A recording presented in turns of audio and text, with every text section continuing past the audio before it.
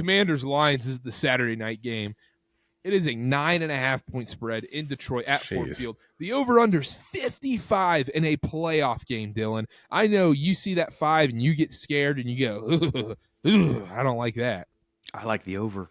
I know you do. I think it's going to be a points fest. And listen, in years past, I understand this isn't the Lions team of years past, but I know back when Justin Fields played for the Bears, we're always having this conversation about how much success he had on the ground. I remember one time, I can't remember if we all bet it, but it was like one of my write-ups for Action Network, and we took like over 100 or over 90 rushing yards, and he hit it, and it was awesome.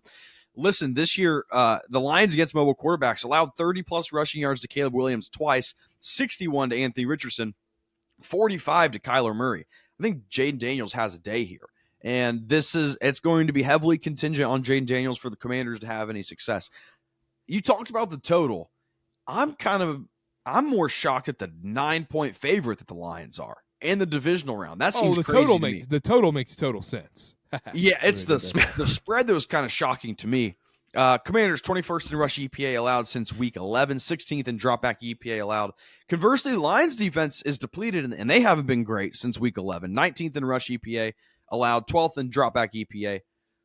I think the Lions are going to dice up this Commanders secondary. I think it's going to be a points fest. I think Jaden Daniels is going to have success on the ground. I would lean over. I'm not going to give a pick on the side of the total, but I would say if you're into the fantasy thing, Jaden Daniels is probably the quarterback that's going to put up the best numbers this go round. I just don't know if it's going to be enough. The Lions will win. I think the Lions will win. Connor. But I don't know about the spread. I'm not going to say anything because I've been so bad. So this is a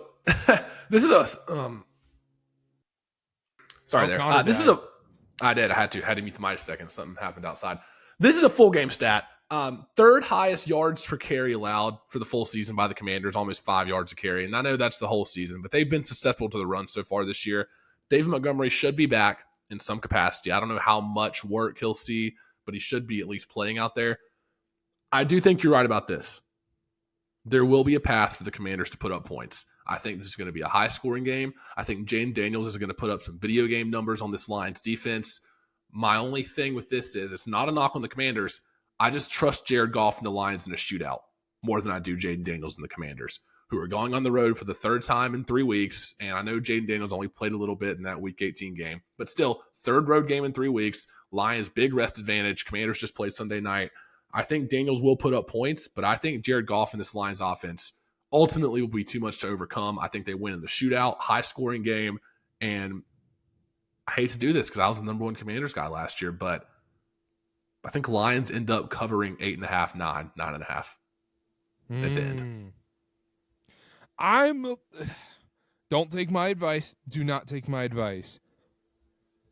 I think Jaden Daniels has a really big game here, and I think this game stays close. I would be very uncomfortable taking a double-digit favorite in this game with the way Jaden Daniels is going to be able to move around in this game, get yards on the ground, and how much success I think he's going to have in the air too.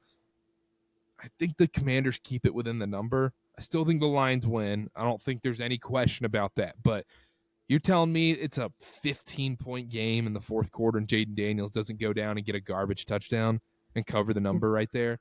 Maybe. But the problem is, if the Lions are moving the ball at will, drive after drive, doesn't that put a little pressure on Jaden Daniels and Washington's offense to be like, we have to score here. We have to put up 7. We have to go for it on 4th and 7 from our 13-yard line, even though we don't want to. Like, there's going to be decisions made based on Dan Campbell and the Lions' offensive success. And that's, I think, where the difference is going to be made. Because you saw that with the Vikings. Yeah, because it becomes a question of how soon do the Commanders start playing desperate football, where it's, hey, there's no more time to establish the run. You know, the Vikings, they needed to play desperate football, but it was, yeah, we're still going to establish the run. Aaron Jones, the 2-yard carry. Let's get our feet wet. Let's huddle up. I don't know if the Commanders are going to have a chance to do that because their running back room is so depleted right now. So it's going to be Jaden Daniels on the ground, Jaden Daniels in the air, Jaden Daniels catching the ball, Jaden Daniels doing everything in this game. Calling plays. I think it's going to be kind of similar to what we saw in that Bucs game last year in the playoffs with the Lions. I think it stays close, stays closer than what people think. and just a butt ton of points. Pick an anytime touchdown you're going to hit in this game. Amon-Ra St. Brown. Don't overthink it. Just take Amon-Ra. Yeah, I like that. Jane Daniels' first touchdown. Yeah. Dylan or Karter, how much stock do you put into Aaron Glenn's masterclass versus the Vikings in Week 18 with this injured defense? Do you think he can still get the most out of them, or was that kind of a one-off? I would assume he could. Yeah, it's tough to say because Darnold looks so bad, and he looked so bad last week. It almost kind of takes away any credit you want to give to that Lions defense. And or they broke him. That's true too. I mean, that's true too. They might have broke him, but you look at, like I said, you look at some of these numbers: 19th in rush EPA allowed, 12th in dropback EPA allowed. Great numbers per Lions standards in previous years, but I think when you took a look at the beginning of this year, when the Lions defense was completely healthy, the numbers were much better. I think he's working. Glenn's working with the most that he has. He's getting the most out of what he has, but I still don't think it's a world beater defense, and that's why I kind of want to take the Commanders. I'm not going to do it. I'm not going to do it. Oh, no, 5-star. Come on, do it. No, I'm not doing it. I can't do that to Ben. But Jane Daniels, big day. Going forward with this Lions team, what's the amount of points their offense needs to score each game? Okay, that's a good question. I think in the Commanders game, they need to put up at least 31 points to win. That's what I was thinking too. I was thinking 30 plus. Yeah, that's probably. I think that's going to be the thing the rest of the season. I think they have to put up 30 plus in every game, and I think they can. You're right.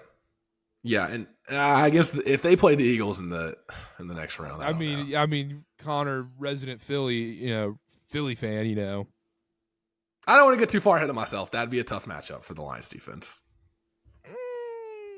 Ford Field. Would it be tough for Jalen Jalen Hurts? Like, can Jalen Hurts, like, is he that good right now? I don't know. Okay, no, keep it going. I don't know. There's a video I'll share. I saw a very interesting and concerning video about Jalen Hurts circulating across X this week. Let's go ahead and scrub that. We don't need to see that.